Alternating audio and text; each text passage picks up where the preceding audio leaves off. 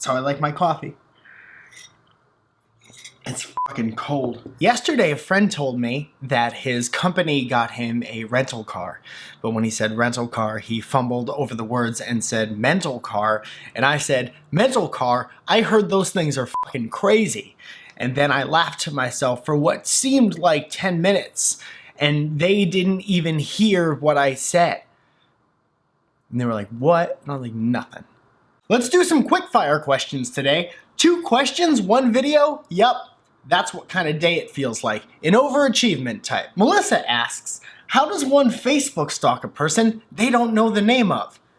I know this one. It's what we call a softball in the business of standing in your living room and talking to a camera. You don't do that. Facebook stalking has become kind of an expected behavior, and it shouldn't because it has the word stalking in the title. You should try face meeting instead, which is where you meet the person face to face and you ask them crazy questions like, what's your name? When you delve into a person super hard on the internet, you make these perceptions in your head of what they must be like based on what?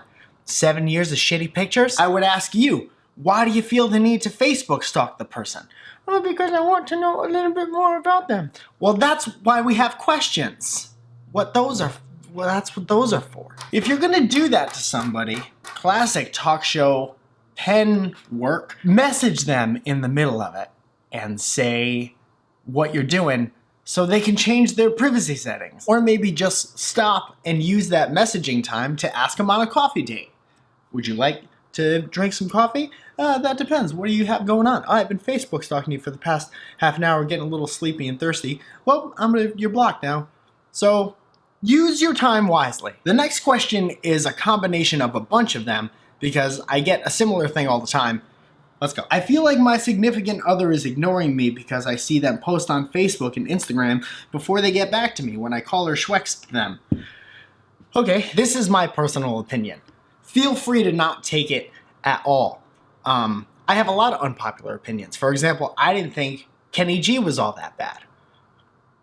Smooth.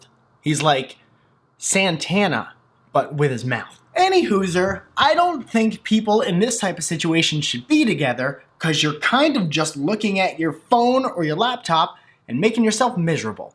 And that is like the opposite of all the best parts of a relationship. Hey, what's your favorite part about your boyfriend? I like that he'll literally get everything else out of the way before he gets back to me. He'll go to work. He'll go to the gym. He'll come home and make some food. He'll take a picture of the sky. He'll wish happy birthday to Kim. Who the fuck is Kim? You're clearly not getting what you want out of the relationship, so go find that. Then you'll be more happier. Imagine if that was a face-to-face conversation. How infuriating that would be. Hey, sweetie, where do you want to go to eat tonight? And then your significant other is all like,